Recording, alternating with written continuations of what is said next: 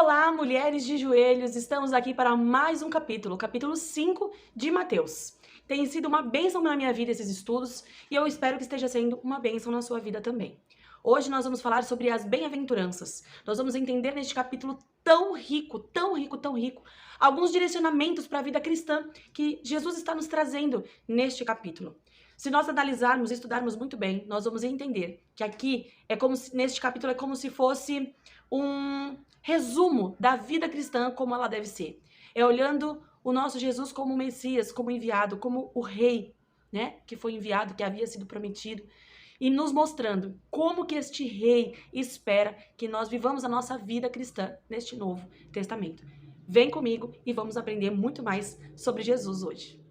A primeira coisa que eu gostaria de conversar com vocês hoje sobre esta passagem de Mateus é quando ele está falando ali com os discípulos, né? Jesus então se encontra ali com uma multidão em volta dele, mas próximo dele estavam os discípulos. Essa palavra discípulo, hoje ela é pouco utilizada ou quando é utilizada talvez não de uma maneira como ela deveria ser, como ela era usada na época de Jesus. A palavra discípulo no original, ela é talmid. Essa palavra, ela dava uma conotação de proximidade. Era alguém que estava muito próximo. Não era alguém só que ouvia os ensinamentos e colocava em prática. Não, vai muito além de somente ouvir os ensinamentos e colocar em prática. Mas ela dá o direcionamento para que estes homens estivessem unidos o tempo todo, caminhando junto, tendo vida junto, né? E assim aprendendo a não somente viver uma vida espiritual parecida com o do seu mestre, mas a viver uma vida moral parecida, com atitudes parecidas. Era o aprender realmente por estar junto. Não era o faça o que eu falo, mas não faça o que eu faço. Não. Era justamente fazer exatamente como o seu mestre fazia. Quando vamos ler sobre as bem-aventuranças, nós vemos o bem-aventurado aquele que, né? Essa palavra, bem-aventurado, ela vem do grego makarios. E é muito interessante, porque bem-aventurado talvez não seja a melhor tradução. Até porque não há uma melhor tradução na nossa língua para este termo. Então, nós tentamos traduzir como bem-aventurado ou mais feliz aquele que faz X coisa, porque não existe realmente uma palavra que possa trazer uma tradução real e viva dessa palavra para nós hoje, né? Então, eu gostaria de começar a ler as bem-aventuranças com vocês a partir do versículo 3. Versículo 3 diz assim: Bem-aventurados os pobres em espírito, pois deles é o reino dos céus. Quando diz aqui pobres de espírito, né, em algumas traduções, na verdade, nem vai falar pobres de espírito, está dizendo só pobres. Quando falamos de pobres de espírito, é o momento da nossa conversão. Eu gostaria que vocês analisassem a bem-aventurança como o caminho que nós cristãos percorremos, né? Eu não estou falando de conversão a uma religião, mas conversão ao nosso Cristo, a esse Jesus. O momento em que nós chegamos próximo dele e nós conseguimos reconhecer a nossa pobreza, a nossa pequenez diante de tanta glória, tanta soberania desse Deus, desse Jesus. Aí nós reconhecemos a nossa pobreza de espírito e o quanto pequenos somos. Nesse momento que nós temos esse reconhecimento, quando nós professamos a nossa fé em Jesus, é o reconhecimento da nossa pequenez. E aqui então começa o nosso caminhar com ele. E no versículo 4, diz, bem-aventurados ou mais felizes, né? São aqueles, os que choram, pois serão consolados, né? Os que choram, eles estão fazendo menção àqueles que choram por reconhecer a sua pequenez. Reconhecer que viviam até então uma vida de pecados, nesse charco, nesse lodo de pecado. Porque antes de nos convertermos, nós temos os olhos fechados para aquilo. Nós aprendemos uma vida inteira de que era correto fazer o que é errado dentro da palavra, o que é errado dentro do Senhor, do que Cristo nos ensina. E quando nós reconhecemos diante dele a nossa pequenez, a nossa pobreza de espírito, o próximo passo é lamentarmos, né? Lamentarmos a vida que vivemos até então. Então nós realmente choramos, mas há uma promessa, né? Nós que choramos por entendermos de onde viemos, nós seremos consolados. O Senhor mesmo nos consolará. O Senhor apaga o nosso pecado. O Senhor nos traz a vida novamente, nos traz a alegria novamente através deste consolo. Amém? 5. Bem-aventurados humildes, pois eles receberão a terra por herança. Os humildes, eles podem, em algumas traduções, serem chamados de mansos, né? Mas a palavra realmente, no original, que se chega mais próximo, seria a palavra de humildade, aquele que reconhece, né? É o resultado da decisão de um homem forte de controlar as suas reações. Ele se torna manso, ele se torna humilde, né? Ele controla as suas reações, ou seja, ele passa, então, a aprender. O próximo passo. Então, o primeiro é saber que você é pobre de espírito, reconhecer a soberania do Senhor, entender de onde você veio, né, e prantear por isso, pelos seus pecados e até pelo pecado dos outros que você vê ainda presos a este momento de pecado. E o terceiro passo é quando você começa, então, a entender que você precisa controlar as suas reações em submissão a Deus. Aquilo que me fazia sair de mim, aquilo que me deixava fora de mim, me deixava virado, agora não me deixa mais, eu me controlo, eu controlo as minhas emoções e me submeto a este Deus e me transformo em um homem manso. Né? Isso me traz muita memória quem era Moisés, um homem manso. É um equilíbrio nascido da força de caráter e deriva da firme confiança em Deus e não de fraqueza ou temor. Então aqui nós aprendemos que um homem ele é manso porque ele confia que ele não precisa mais se justificar. Agora ele tem um Jesus que o justifica. Ele pode ser manso porque ele confia plenamente em Deus e ele sabe que ele não precisa mais fazer justiça própria. Amém? No versículo 6, aqui a gente vai ver falando sobre bem-aventurados que têm fome e sede de justiça, pois serão satisfeitos. Essa justiça, que é o quarto passo na nossa caminhada cristã, quando você já começa a entender que você tem que ter fome por essa justiça, a justiça do Senhor, a justiça da palavra, você tem que ter fome porque as pessoas precisam ser justificadas, precisam reconhecer Cristo como seu Senhor e Salvador e aí serão justificadas. E nós tendo fome, nós partimos a fazer o quê? Proclamar esse evangelho, buscar vidas, buscar almas, né? Nós passamos por um outro nível, né? Quando nós traduzimos o que tem fome, melhor tradução seria aqueles que são famintos por ver a justiça do reino sendo colocada em prática, né? Porque quem tem fome, ele pode ser, a qualquer momento, ele pode ser satisfeito, né? Mas o faminto não. O faminto, ele está sempre com muita fome. Ele está sempre, ele come e não é saciado nunca. Então que nós possamos não ser também saciadas nunca, né? De justiça do Senhor, que nós possamos estar sempre buscando essa justiça. Amém? Versículo 7. Bem-aventurados os misericordiosos, pois obterão misericórdia. Aqui nós vamos ler em Tiago 2,13, né? Dizendo que o juízo será uma misericórdia sobre aqueles que não fez misericórdia. Então, misericórdia não é ter misericórdia de alguém, você não possui, você escolhe fazer. Quem fez misericórdia é uma atitude de decisão. Eu escolho fazer misericórdia com o outro. E Tiago nos ensina que há juízo sobre aquele que não fez misericórdia. Só que aquele que fez misericórdia, ele trará misericórdia também sobre si, não juízo. Né? Então, a misericórdia, o versículo de Tiago 2,13, termina dizendo que a misericórdia triunfa sobre o juízo. Então, aqui Jesus já começa nos ensinando a ser misericordiosos com os outros, porque na mesma medida nós teremos misericórdia no momento do juízo. Agora, quando não temos misericórdia, quando não efetuamos misericórdia, quando não fazemos, não escolhemos pela misericórdia, aí sim, nós teremos realmente um juízo sobre nós. 8. Bem-aventurados os puros de coração, pois verão a Deus. Amém? O próximo passo de uma vida cristã, então, é ser limpo de coração. A palavra limpo significa aquele que não tem mistura. Então, eu sou verdadeiramente limpo. Eu tirei aquela arrogância do meu coração. Eu consigo agora ser misericordioso, que foi o passo anterior. Eu já reconheci Cristo como meu Senhor e Salvador. Eu já reconheci que eu não sou nada, que eu sou pequeno diante dele, né? Eu já passei por algumas fases. Eu já brigo pela justiça do reino sendo implantada. E agora, então, eu entendo que o próximo passo, eu com tudo isso que eu já aprendi, eu tenho agora um coração limpo, sem misturas. Meu coração é limpo para o Senhor.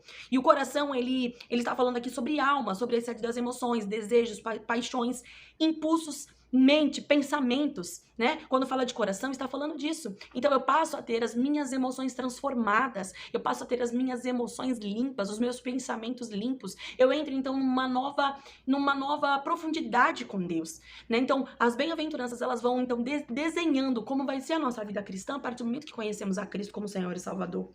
Amém? 9. Bem-aventurados os pacificadores, pois serão chamados filhos de Deus. Amadas, os pacificadores não é somente aquele que briga pela paz mundial, né? Ou que fica apartando briga entre irmãos. Não, ele é alguém que recebeu a paz que excede todo entendimento, que está em Cristo para nós. Ele acessa essa paz e que excede todo entendimento. E além de ele acessar, ele transmite isso para todos aqueles que estão à volta dele.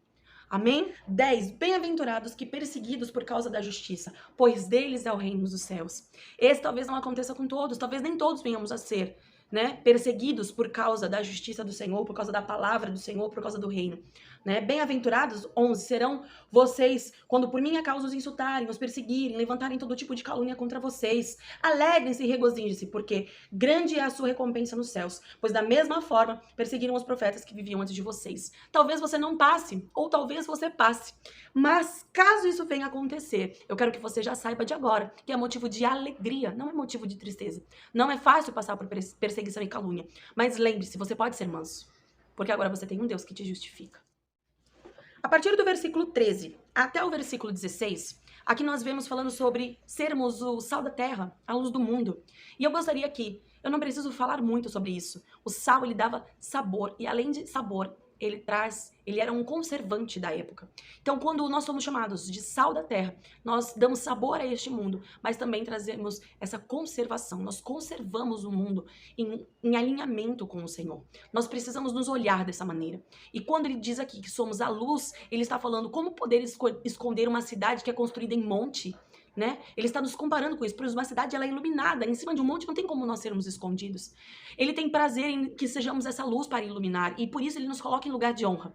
A minha pergunta e de reflexão para você é, o Senhor está dizendo isso ao teu respeito, mas eu gostaria que você parasse um momento e pensasse, será que eu me olho da maneira como o Senhor tem me visto? Será que eu estou me dando o verdadeiro valor como sal da terra e luz do mundo? Ou será que eu tenho tentado esconder os meus dons, os meus talentos, a minha luz que foi chamada para brilhar em honra a esse Jesus?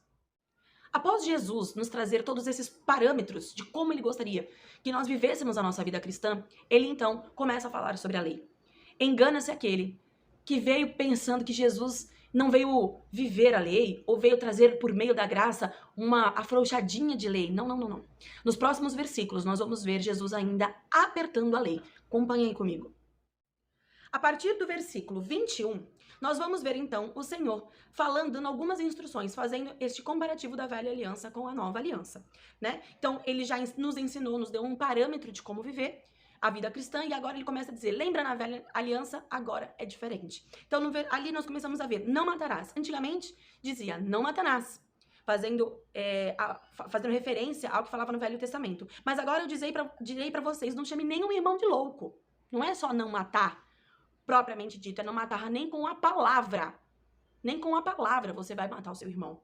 Ele diz, se você souber, no momento da oferta, se você souber lembrar que tem um irmão que tem algo contra você, para tudo, deixa a sua oferta lá e primeiro vai se consertar. Não adultere, era o que dizia no passado, não adulterarás. Mas agora, porém, eu vou te dizer, se você olhar com má intenção no coração para outra pessoa, para outra mulher, para outro que não seja o teu cônjuge, você já pecou, você já adulterou. Então não é mais agora a sua atitude de fazer, é a sua motivação, é a sua atitude, é o seu controle, o seu domínio próprio, né? Se divorciar por algo que não seja porneia, essa é a palavra no original, que são práticas sexuais ilícitas, estará cometendo adultério contra ela.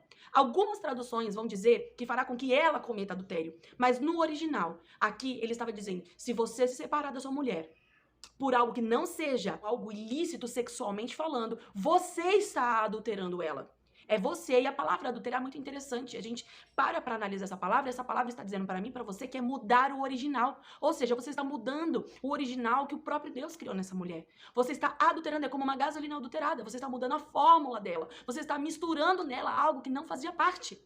Então, se a sua mulher, se o seu esposo não está te dando motivos de porneia para se separar, você não tem que se separar. Não precisa jurar. A sua palavra deve valer mais que um contrato. Sim, sim, não, não. Eu não preciso ficar jurando pelo céu, pela terra, por Deus. Não. A minha palavra tem que ser sim, sim ou não. Se eu sou cristão, a minha palavra ela tem que ser uma só. Eu não tenho que modificar, não tenho que dizer uma coisa e fazer outra. Então, as nossas atitudes vão dar testemunho desse Cristo que vive em nós. Vingança, como a lei de talião, é coisa do passado. Agora não existe mais lei de talião, não. Agora é misericórdia, porque a misericórdia é a expressão da graça.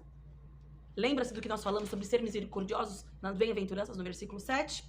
Amar os nossos inimigos é muito diferente dos ensinos que também estão em Levíticos, que é o texto que Jesus usa como referência aqui.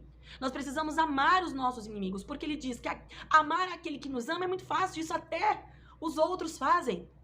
Quem dirá nós que temos Cristo, que é amor? Ele não tem o amor, ele é o amor. E se eu tenho o amor dentro de mim, como eu posso amar só aquele que me ama? Eu preciso amar inclusive os que me perseguem. Se seguirmos o capítulo 5, com base de conduta na terra, será que nós alcançaremos essa perfeição?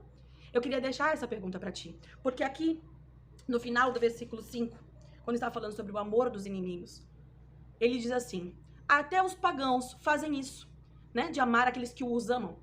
Portanto, 48, portanto, sejam perfeitos, como perfeito é o Pai Celestial de vocês. Essa palavra perfeito no original grego, ela é teleios, que significa perfeito, completo, maduro, adulto, plenamente maduro na mente, no entendimento, no conhecimento da verdade, na fé e na virtude cristã.